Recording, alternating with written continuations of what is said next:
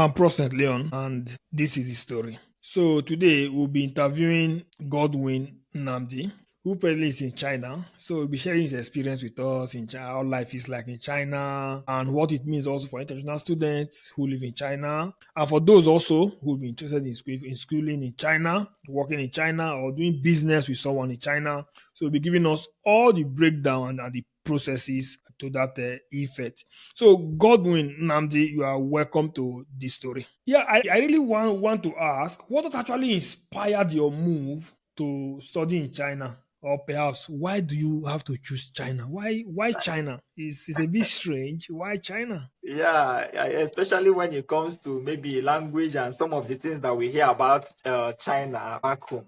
But sincerely, I never had China in mind until I had the opportunity to come to China. It was more like okay, I needed to do my master. So where would I do? Well, someone just said, "What of China?" And I was like, "Yes, it's true that China has there are a whole lot of good stories that we've had from back home about China." And then I was like, "Okay, let me try and see if." I have the qualification and see if I'll get admission to one of the universities in China. And then I applied and I got it. And I had admission in two schools though. And I was like, oh, I mean, so it's China, so let's go. Apart from the fact that I've always wanted to see to that China is this, China is that, China is wonderful, they make robots. In fact, some of the things I heard from back home before I came was that in fact that you can see a family that in their house they produce phones in their house or they produce laptops in their house. And I was like, I need to come and I need to come and see, see this kind of thing to see if it's true. Although it's not really like that though. So but those are some of the things that like kind of motivated me to want to come to China apart from the academic side, but to come and see. And when it comes to technological aspect, China is way way way way ahead of most of other countries of the world. So these are some of the things that I was like, okay, I need to come and see for myself and benefit from them. Yeah. That's really fantastic. Now there are impressions people have when they perhaps get to a particular place. Different impression. Now let me give you a case study. Yeah. When I got to the UK, for example, when I got to the UK, the first impression I had Mm. was that they smile a lot, they get to laugh and all that. Yeah, in as much as over time we realize that Yeah. that smile is not really smile, man. That's the fact. I will Yeah. say this and that smile is not. Don't follow that smile, else you'll be in Yeah. trouble. You Exactly. understand? So, but the initial impression I had was that they smile, hey, hi, how are Mm. you? Are you fine? Are you okay? Yeah. But over time, I realized that smile, don't Not, follow that smile, it's else not you're going to be in smiling. very big trouble. Yeah. Now, when you go to China, what was the Mm. impression you had first when you get to China? When I got to China, especially when I landed at the airport, Gong Gong, I landed at Guangzhou, and I noticed that everybody was looking at me like the Chinese. All of them, everybody were. Some people even had to bring out their phone. They are trying to take pictures, and I mean, like at some point, I was still looking at myself and even my friend that I was with. Like we landed together. I was like, is anything on our body or something? So they are looking like where is this person from? Did you fall from the moon? That kind of thing. So I was like, is it that people have not seen black person before, or you don't? I mean, must everybody be be white, or I mean your color? So that kind of thing. And with that kind of, you feel that they don't want to, maybe they don't want to associate or something. But you see that some of them, when you now finally approach them, like, sorry, how can I go to this place, or how can I locate this place? Even though maybe because of language barrier, they might not really understand it. But if you're able to communicate to them, you see that they are willing to help you immediately. But without looking, that they'll be looking at you first, you feel that no, no, no, no, I need to maybe stay away from these people. So that was the first impression I had about China when I came here, and I was like, Jehovah, what kind of thing is this? I think it was JJ Okocha that said something similar. Mm. He said he never knew he was black until he Yeah, got to Germany. That when he exactly. got to Germany, that was when he knew he was black. Yeah, you yeah, know, but that's it. We can't change it. We are black, and we are proud of being black. Nigeria. Can you hear me? I can hear you. Now, when it comes to cultural differences, comparing China to Nigeria, your home country, Yeah. what really is the cultural differences? There are many things, many things that are many cultural differences. But first, the one of the first things that caught my attention or that really surprised me when I got here, like maybe you know, 1st January is our new year, like Yeah. from 31st. But you see that the Chinese, their own New Year is not our. You understand? They have their own New Year separate. By 29th of this, that is their own. Again. Wow. So and when I come out, say, so I'm going to be celebrating 2 New Years in 1 year. So I think that was last year, and they really take it so serious. Like they travel from all over the world. Like they come back home to come and be with their family to celebrate. Now, if you try to book tickets to maybe go to some other cities or maybe go to where you won't have any, you won't see tickets to book because they booked all. Like most of them, they are coming back in their numbers. If you go to the airport now, it's so crowded and the rest of them. So that's New Year's celebration. This thing is one thing that like is so. I think from every other almost every other part of the world, they don't their own is ninth or maybe depending on when the thing like ours that do 1st January. You get so there's one cultural difference between okay maybe Nigeria. Now, let's also look at it. We can't talk about in Nigeria and China without this one. This one is very important, which is the language barrier. How are you able to navigate the language barrier? How are you able to cope? Like, are there some Chinese, or yeah, some Chinese that Mm. speaks understand English very well that you can communicate with, or how were you able to cope with the language barrier in China? Uh, I would say that 90 or 99% of, or let me say 90% of the Chinese, they don't know how to speak English. Or maybe they might know, but they don't speak English. So once you just approach them, you are hearing ni hao, this, that, this, that. So they are not speaking English to you, they are speaking their Mandarin or their and I didn't learn Chinese before I got here, although I have been learning one or two. So the way that was I usually navigate when it comes to communicating with them. I always have my translator in my phone. So maybe when I get to I quickly type and translate it to Chinese and show them.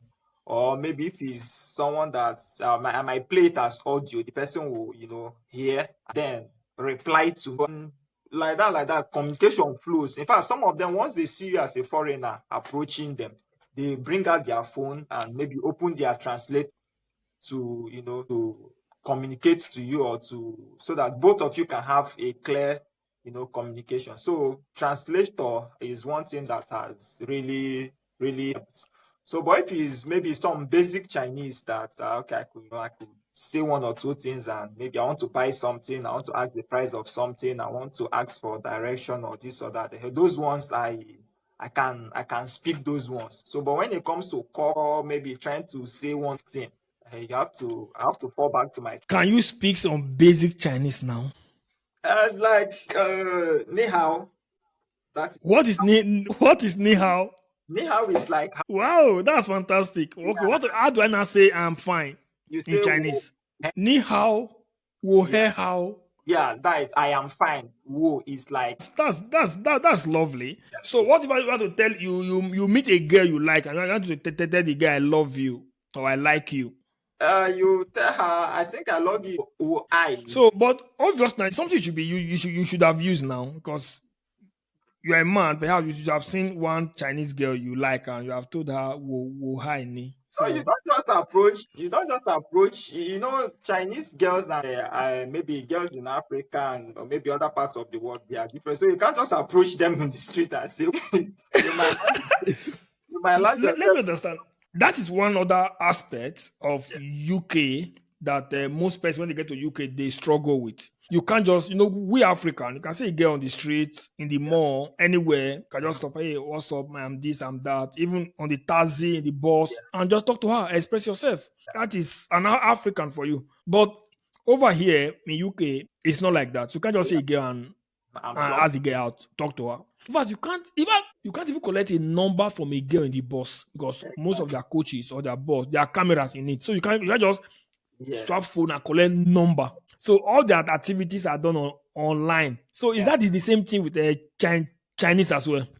No, it's not. It's not really because even if you decide to maybe go online, is you must have to maybe know how to type. So except maybe you meet in a club or meet in a bar or maybe meet in the class or somewhere that's should I say where you cornered the person or maybe like somewhere. It's not something that just have to come out and say, babe, how far? No, but maybe you met somewhere, maybe you met in or like I don't know if you understand what I'm saying. Like it's not Very well, very well, I do.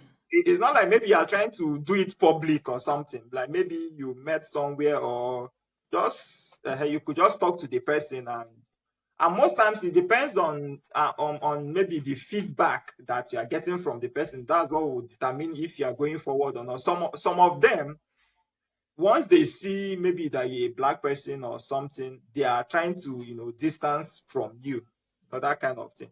Then there are some that once they see you that you are black, at least they have so much interest. They're like, this person is dark. This person is like as if you're a god, something like. So it depends on did I say is it green light or maybe the kind of feedback that you get from the person. That's what will determine if maybe you're approaching the person. That's for people that go after Chinese girls, so not me.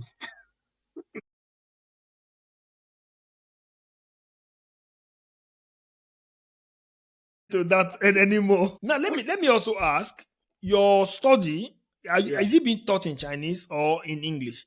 No, it's in my in my it's English. So are there some Chinese in the same class with you? No. My class is purely foreign students, international. But do you have a Chinese lecturers or they are purely international Most of, lecturers? most of my lecturers, I think, throughout my coursework, all my lecturers they are Chinese. They are Chinese. Okay, except one from Taiwan is still they're all Chinese. And they speak English. Yeah, they speak English. Most of them trained in Canada. Maybe some other Yeah. country. There's one in my lab that assists my supervisor. He has been in Finland for some time before he came back time. So most of them they trained out, so they know, communicating. That's great. Now let's talk about your study. What actually your study? What is it really focused on? And how has the experience over there, how has it been able to shape your career ambition? Yeah, I'm studying here. What is it called? Entomology, insects about. So are you with me? Very well, loud and clear. Yeah. So I'm studying entomology, insect control, and it has been good. Although that was not my main, but studying it so far, it has been wonderful. In fact, there are several things that I didn't know that I didn't know before that I know now. And maybe if I had known it earlier on, I would have, maybe gone deeper in this course.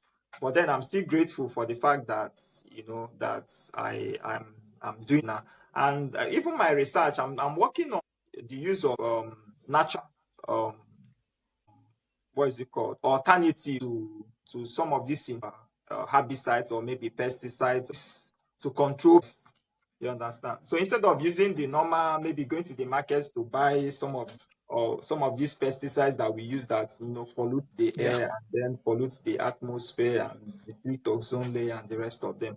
So I'm trying to work on something from a plant extract that can be used to maybe even more results it will take Effective, it yeah. more. And then it's so environmental.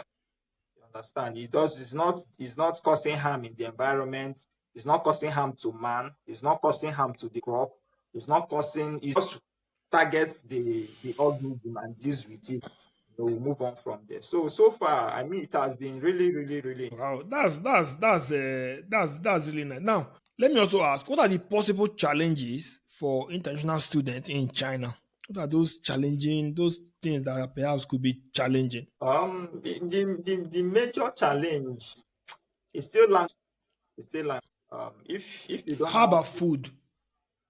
food, most okay. There's a video I said I was going to shoot to post on my TikTok very soon, because most people believe that maybe when you are in China, maybe we are eating grasshopper, you are eating scorpion, and the rest of them.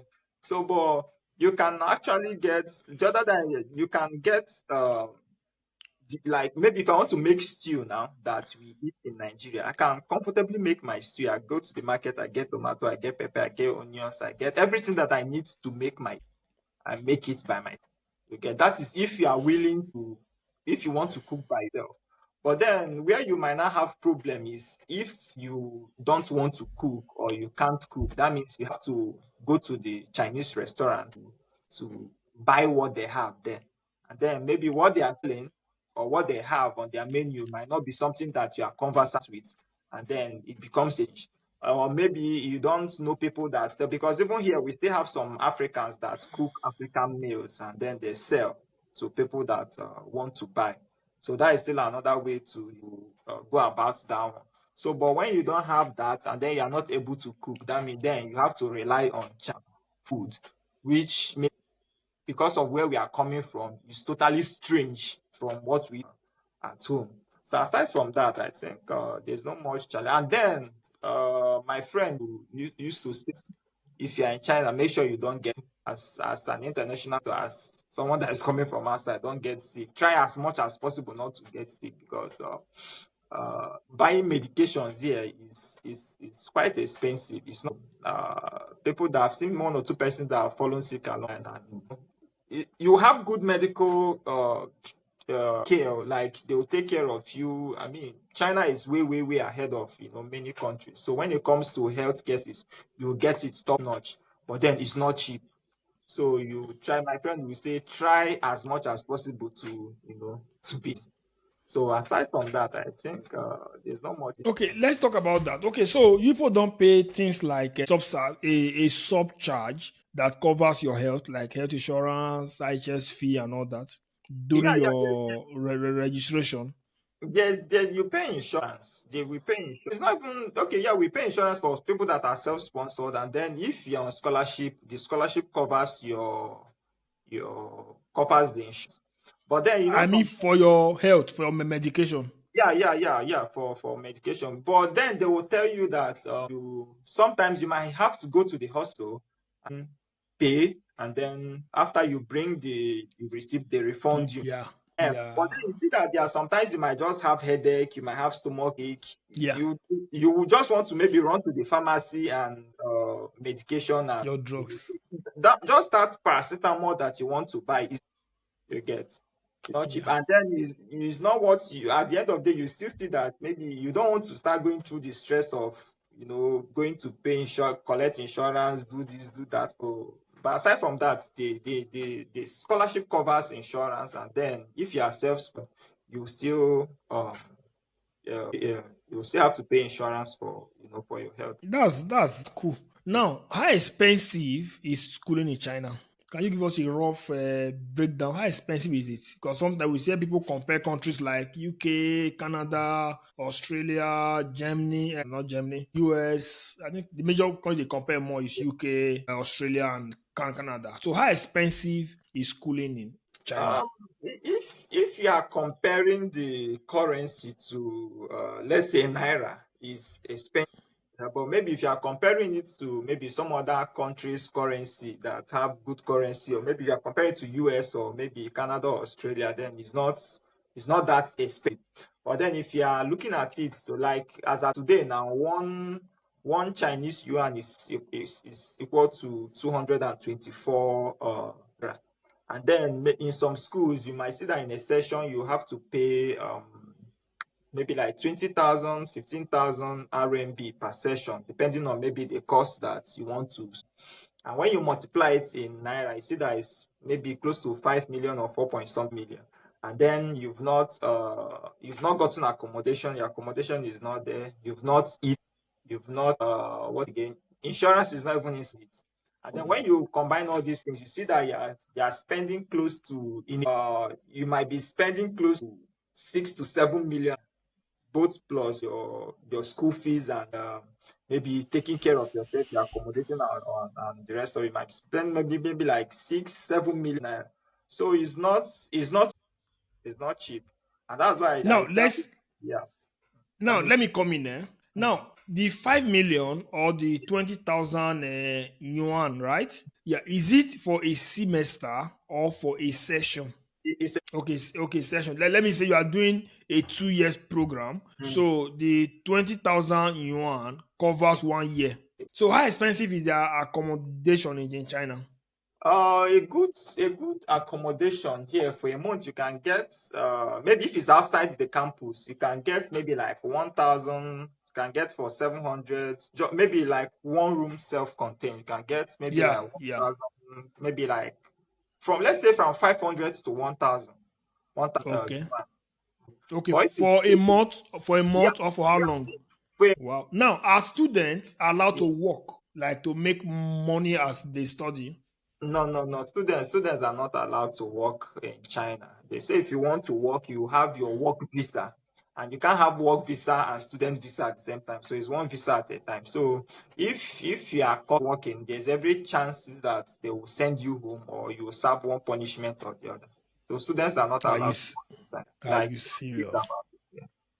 Except Wow. maybe I think there's somewhere I read, but I don't know if it has been implemented that maybe you can discuss with your supervisor and then maybe they'll have special arrangements for you or something. But ideally, what we are told is that students are not supposed to work while you come and focus on your. Now, when you are done with your study in China, what next? Do you return back home, apply for new documents, or you want to stay behind? And what are the chances of having a reasonable job in China that perhaps you get married and you continue your life in China? Uh, First, okay, let me yeah. break it down. I think Mm, questions I asked were too many. mm. Let's look about after your study, what next? Do you return back home or do you apply for a paper or more paper to stay behind, or automatically you can stay behind? Well, now I'm doing my masters, and when I'm done with my masters, I would like to do my. So, Wow, yeah. scholastica. That's lovely. Yeah. So I like to do my PhD. So if I have the opportunity to continue in China, I will do it. And then, but I'm still open to any other country. I mean, I've seen China, so it's still okay if I see US, I see UK, I see some other countries. So and then maybe they still need, because at the end of the day, I'll still have to come back home. All the knowledge I've been gathering from outside, I'll still need to take it home to implement. You get. So if it happens that maybe I have to go back, fine. But I'm open to some other new place. No, what I mean, I'm talking about an Mm, ideal case. Now, okay, let me use UK for example. In UK, mm. if you are done with your MSc, for example, Yeah, you yeah. have two option. Two option is that you get a job. In short, maybe like three options as the case might be. You might do a self sponsorship, start your own Mm, business, mm, or you might get a job and the job sponsors you to mm. stay. Yeah. Or the other option is that, or you apply for 2 years post-study work visa. Now, these are perhaps the three options, or you become a dependent, you get married. Now, all these are options as well. Now, after someone, I'm not saying not you, when Okay. someone is through with his program in China, does he have rights to stay behind? Or how is this done? You if you're able to secure a work after you are fine, you can stay. Because they issue, okay, it's still like that in other countries, but they give you residence permit, and the Yeah. residence permit that you go to immigration to get, like the one that I have, my school issued it to me. Like they gave me a letter, I went to immigration gave me residence permit based on the letter that my school provided that I'm a student so when I graduate, my school is not going to give me that letter again to go to immigration. So, but if I'm able to get someone employs me at the end of the day, that person gives me, will give me paper to go to immigration, and by then they will not change they will convert my visa will be converted to work. You get. So, but aside from that, once you are done, even from let's say you are graduating by July, by this January, they are already knocking on your door. Hope you are tidying up your things. Hope you are doing this to go back home because you are supposed to exit once you're on. So even sometimes if you, if you don't finish on time, you see that places that maybe your face scans for you to go in. It has already been programmed that this person is supposed to graduate on the 31st of January. So if by 31st you are not fit, when you come to scan your face to pass, it won't recognize you anymore. So at the end of the day, when you are done, you are supposed to exit the country, you're supposed to go back home. But then if you're able to secure your employer can issue you people, to stay behind. So but apart from that, as a student, once you are done, you are expected to go back. Or maybe if you are furthering your education, fine. But aside from that, But realistically, looking at yeah, China, I think currently China is second most populous nation. I guess I think India just overtook them. yeah, yeah, yes. Mhm. Now, looking at China, Mm. is are there jobs to enable somebody to even stay behind? Are there chances of someone having a job? Yeah, of course they are. They are. Especially even as a foreigner, you can work as maybe as a teacher, maybe an English teacher. There are jobs that you that one can take up. But the major challenge with some of those jobs is that if you don't know how to speak Chinese, it will be difficult because maybe your employer doesn't know how to speak English. So how do you communicate? And you cannot be relying on translate all the time. Maybe he might be outside, he wants to call you to give you an instruction. How does he, to do what he wants you to do? But aside, there's job for people to do when they want to. That's cool. Now, for me, Yeah, when we hear about people are going to China, stay in China, we look at the business part. Like we feel, man, these are importers and exporters. These are business gurus. yeah. What is the business side of China? Because that is what comes to my head whenever Mm, I hear China. Is yeah. business, man, business. So, what is the business side of China? That impression is not false because when it comes to business, I think China is way, way, way, way, way ahead of. Yeah, I think even in exportation, I think they are number one or maybe second now. I don't really know. So when it comes to business in China, it is a whole new game. It's a whole new game, and most times when people hear that you're in China, they want you to help them to get this, get that, get the other one, and this and that. So business in China and it's one that I think that students can comfortably do being disturbed. So it won't be that maybe you are working or anything, do your business, send to someone, help people to buy and export and the rest of them. So business in China is really cool, and the market is. I don't think that people here are even enough to service every other person that is outside their services. Yeah, what you said is fantastic. We appreciate that. But I wanted to go a little bit deeper. I've Mm. seen some persons on Instagram that Yeah. does a business like this. They stay in China. While Mm. some used to do people, they send them some millions, they will block Mm. their account, they will do this and all that. Now let's go a little bit deeper. Do you in any way No, do no, no. you help people to get goods products? Now, I see some persons perhaps what they sell in Mm. Nigeria are Yeah. just on this female Mm. on this. You Yeah. understand? Female on Mm. this. That's what they sell, and they import these things from China. Right now, some of them don't go to China. They have somebody in China that send them down. Yeah. But just like you are now, why some of them maybe they've already grown big now. They've sent somebody who to go and living in China to be sending them stuff like that. So, do you do related businesses like this, and which one in particular do you do? Me myself, if it's my friend, he said that jack of all trade. And when it comes to what is not legal, I'm interested. You understand? So and it's just like what I was saying that we that are here, we are not even enough to serve people that needs our attention. Because sometimes someone wants you to go and visit this factory, go and visit the other factory, go and visit the other. So at the end of and no place in China is close to the other. No place is close to. So you might want to go to the north, and someone wants you to go to another factory in the south. And if you check, like maybe 10 hours, like maybe if you want to use train So I, when it comes to that, I do it well. I think even on my, maybe my TikTok page, that's where I post most of my activities when it comes to doing business in China. I help people to buy things a lot, especially when they know that maybe they can trust you, or they Yeah, verify it, or someone has referred you. Oh, ask Jabba, meet Dr. Jabba that he bought this thing for me, so he will buy for you. Especially when it comes to phone, I can't even count how many phones that I bought, laptops, many many.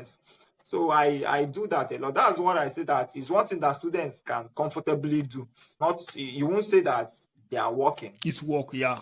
It's your business that you are doing. So most times it's just maybe, okay, send for me, you ship to the other person. So it's one thing that I do, and it's really, So, what is your TikTok handle? In case a person come across this video and they want to perhaps search for you on TikTok. on TikTok. Once you just type Godwin Nnamdi, or Okay. Doctor underscore Jabba underscore Bowe, or maybe I will write it and so maybe you Okay, could no, no, find no trouble. Yes, that. I'll put it on my description. So in case you're watching this video, his details will directly be on the description of our YouTube channel. Yeah. That's nice because China is business, business. China is all business. That's really nice. That's a good one.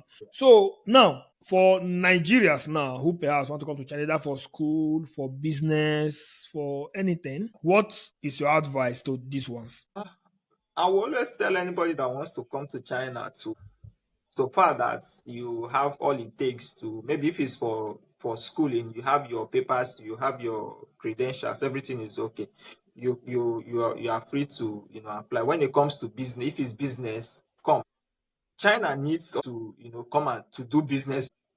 You understand? And even when it to academics. But then for people that want to school, or people that want to come maybe as students, my main advice, or maybe the just maybe like the only advice I'll give them, if you have the opportunity to learn Chinese before, it will help you. It will help you like so much. It will save you from a lot of stress, and it will open doors for you. Let me put it that way. Once you're able to communicate fluently, it's going to it's going to be working like magic for you. So anybody that wants to come to China, especially as a student, please learn Chinese, learn Mandarin. That's really fantastic. That's a great advice, man. That is really fantastic. Now, if there's one thing you could Yeah. change, Mm, whether before you came to China or right now, mm, though sometimes we have a little reflection. I yeah. think there is a song or there about that. If I could change the hands of time, there's something you could change that before you move to China, or Mm. something you should have done earlier while in China. What could that be? Okay. Well, it's going to be what I should have done before I came to now. Because so far so good, everything has been going fine, to the glory of to the by the grace of God. So, but what I should have done, or what I would have done before I came to China, is just still the advice I just dropped. Now, I would have learned Chinese language, just like I would have learned it to be speaking it as I'm speaking English now. I know what it would have done. I know what it would have done for me. So that is one thing that sometimes I sit back and say, Chai, if I knew. And just in my seat, there's one place I used to see that time. Learn Chinese language, learn this, learn that. I will just pass and say, these people. And now, when I came here, I was like, if I know. So it's one thing that I would have, if I could turn back the hands of time, yeah, I'm going to learn Chinese. That's now. How do I say thank you in Chinese? Share. That's it, man. Thanks, man. Thanks a lot for having you on our program today. We really appreciate your time and shedding light on schooling in Chinese, moving to Chinese and or China rather, and the business side of China. We really appreciate this, and even I myself, who knows in the future, I would like to do business. I love business. I We'll be really do. here to So assist you. yeah, seriously, man. I will really love to contact you in the nearest future. That how can we do an XYZ business? And that's it. All right. Thanks so Yeah, much, Andy. Okay. All the yeah, best in your academic, your business, your everything. I wishing you the very best. yeah. Yeah.